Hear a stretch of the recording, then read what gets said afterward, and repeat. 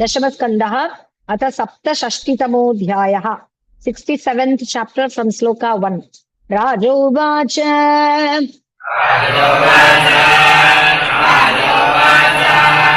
भूयोऽहं श्रोतुमिच्छामि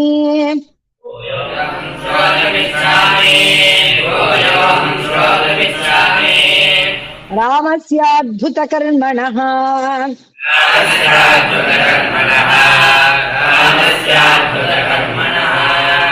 अनन्तस्य प्रमेयस्य यदन्यत् कृतवान् प्रभुः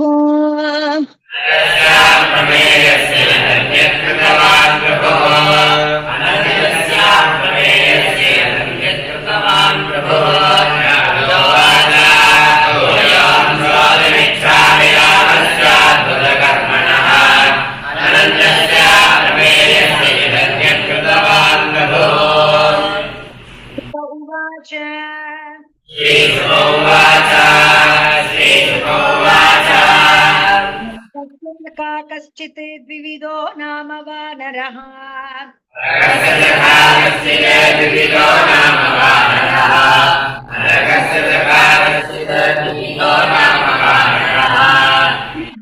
सचिवः सोत भ्राता महेन्द्रस्य वीर्यवान्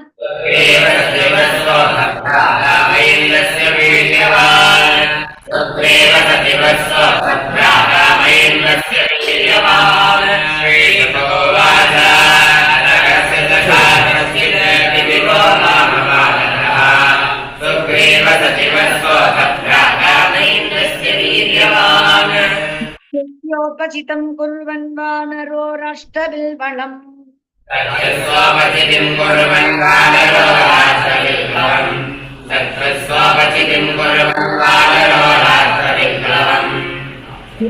रामाकरान् घोषान् अदहद्वह्निमुत्सृजन्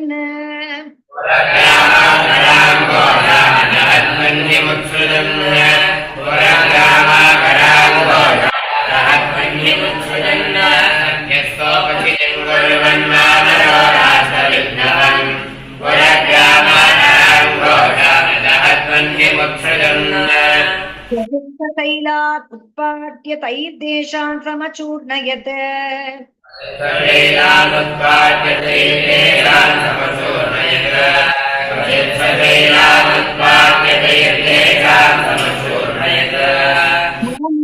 सुतरामेव यत्रास्ते मित्रः हरिः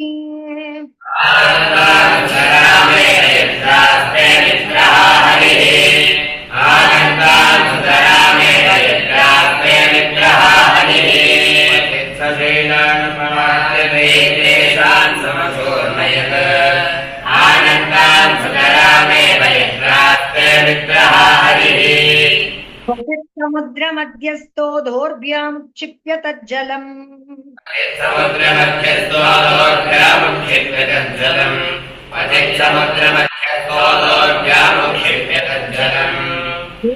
नागायुधः प्राणो वेलाकुलानमज्जयत्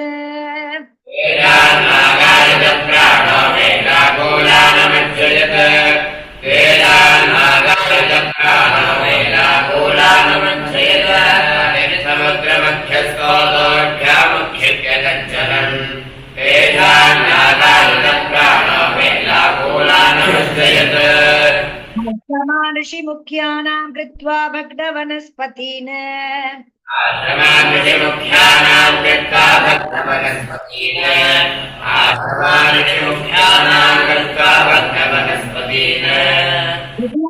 चक्रन्मूत्रैः अग्निन् वैतानिकान् खलः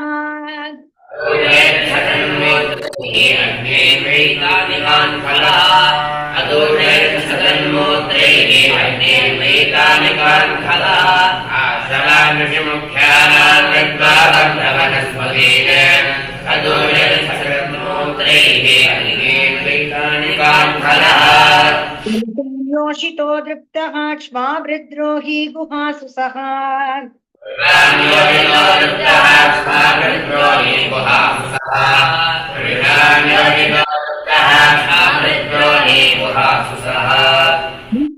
चाभ्यधात् शैलैः पेशत्कारीव कीटकम्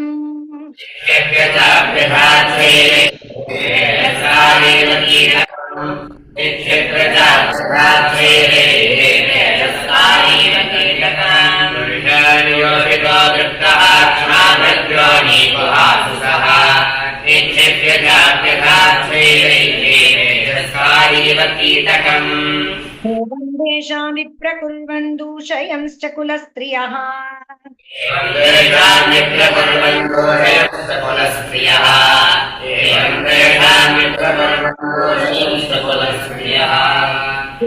कुललितं गीतं गिरिं रैवतकं ययो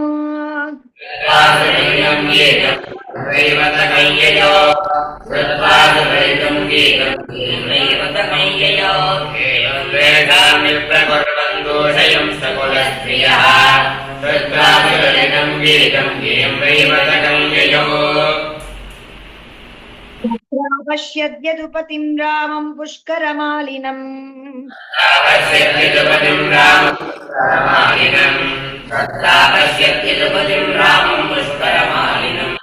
सुदर्शनीय सर्वाङ्गं ललनायूतमध्यगम्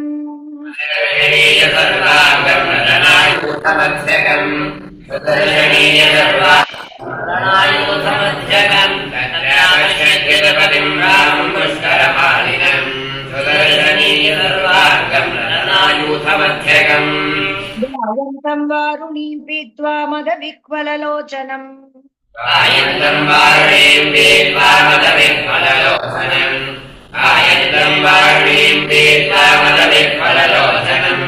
विभ्राजमानं वपुषा प्रभिन्नमिव वारणम्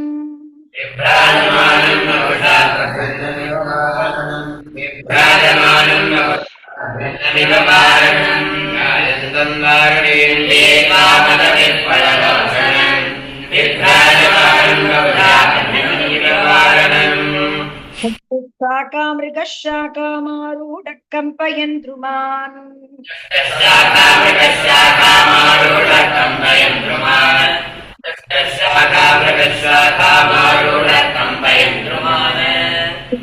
किल किला शब्दमात्मानं सम्प्रदर्शयन्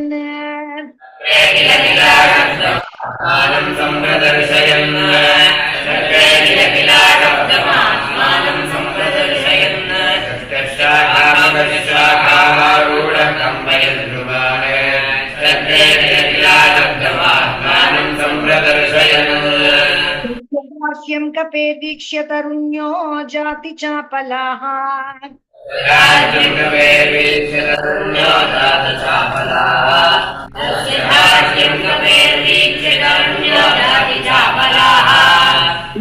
प्रिया विजह सुर्बलदेव परिग्रहाः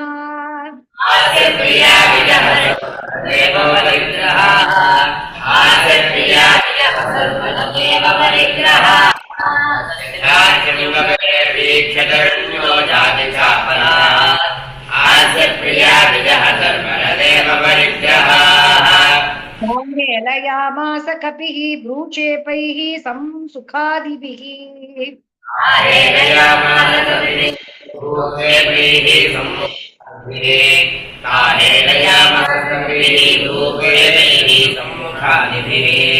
हर्षयन् स्वगुदं तासां रामस्य च निरीक्षतः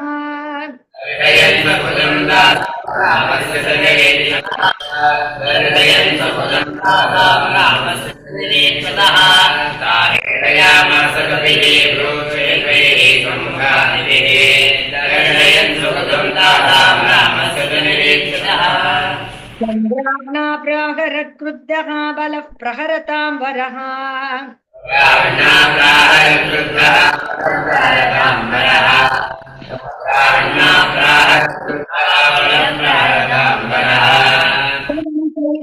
ग्रावाणं मदिरा कलशं कपिः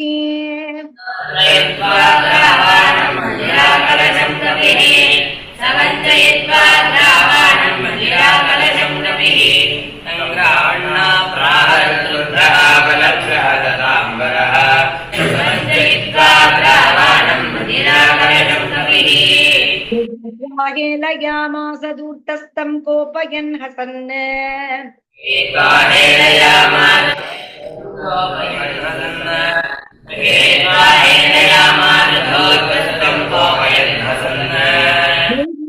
कलशं दुष्टो वासां स्यात् फालयद्बलम्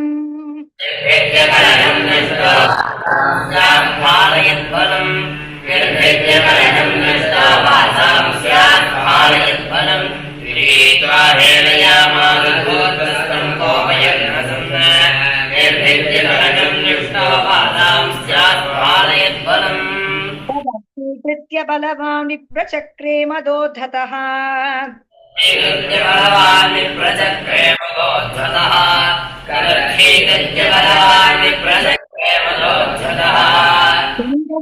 विनयं दृष्ट्वा देशांश्च तदुपद्रुतान्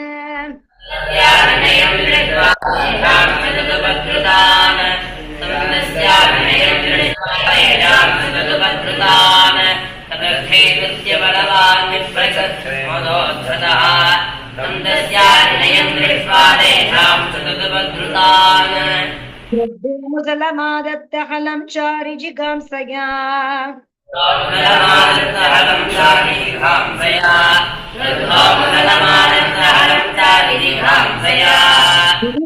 महावीर्यः शालमुद्यम्य पाणिना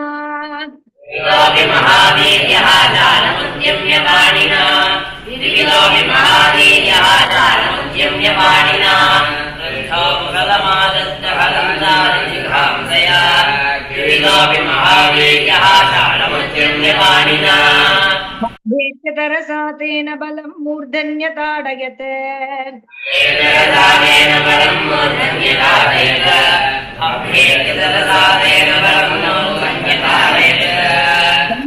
कर्षणो मूर्ध्नि पतन्तमचलो यथा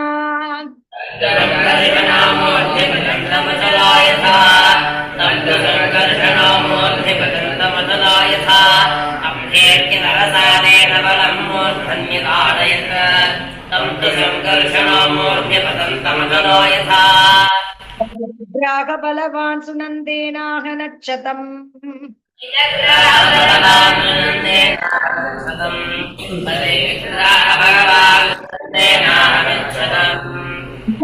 तमस्तिष्को विरेजे रक्तधारया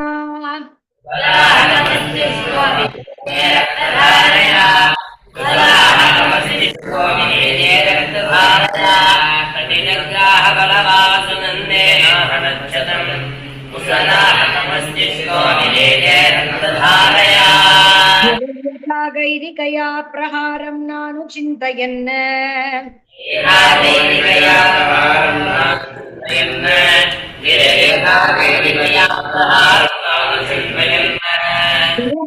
समुक्षिप्य कृत्वा निष्पत्रमोजसा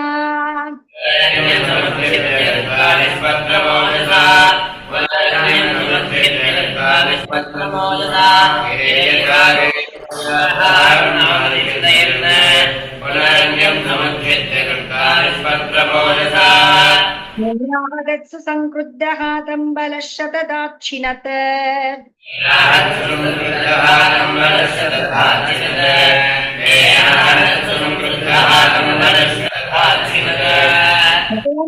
ऋषा जग्ने तं चापि शतदाक्षिणत्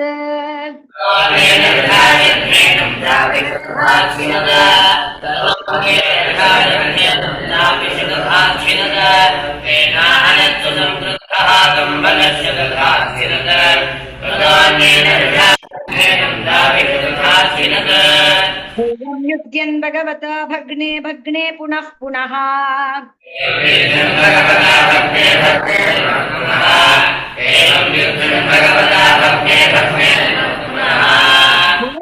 सर्वतो वृक्षा निर्वृक्षमकरोद्वनम्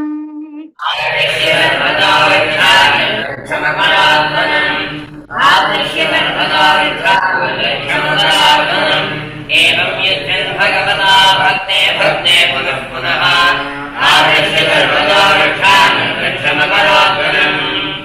मुञ्जच्छिलावर्षं बलस्योपर्यमर्शितः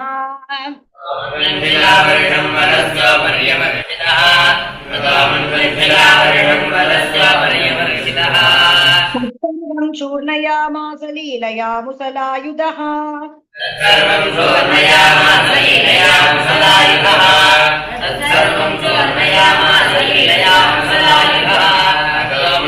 शिलावर्षं बलस्य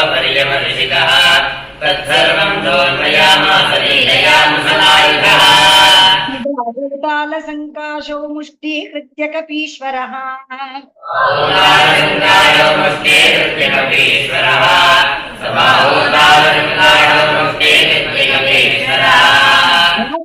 रोहिणी पुत्रं ताभ्यां वक्षस्य रुरुजत्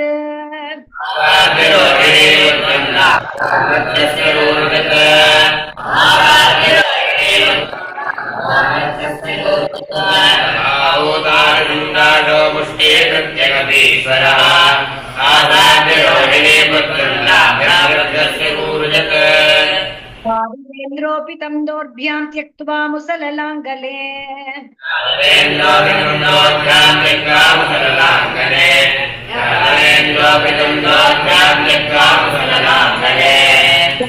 अभ्यर्थयत् क्रुद्धः सोपदद्रुधिरं वमन्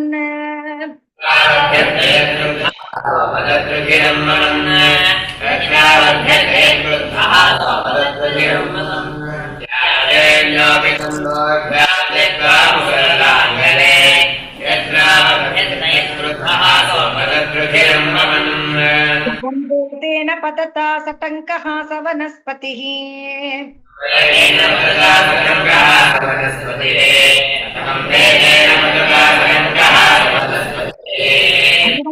पुरुषार्दूलवायुना नौरिवाम्भसि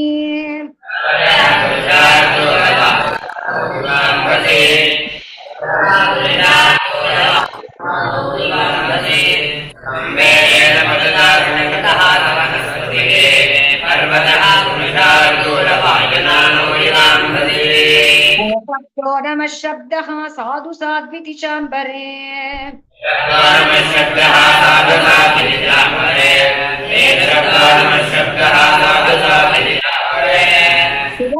मुनीन्द्राणामासीत् कुसुमवर्षिणाम्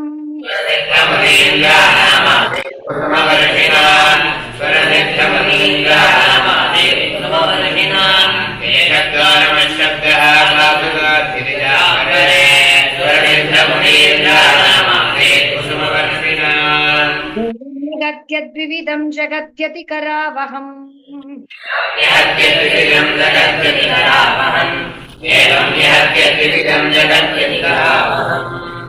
तूयमानो भगवान् जनैः स्वपुरमाविशत्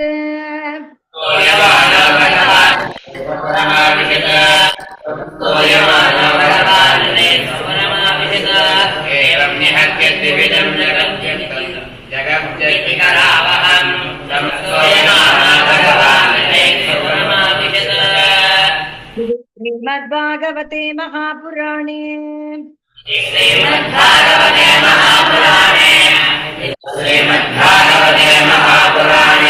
पारमहंस्यां संहितायां दशमस्कन्धे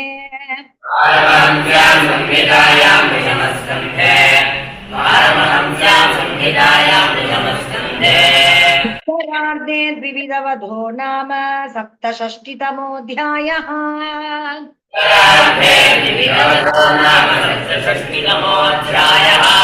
उत्तरार्धे द्विविधवधो नाम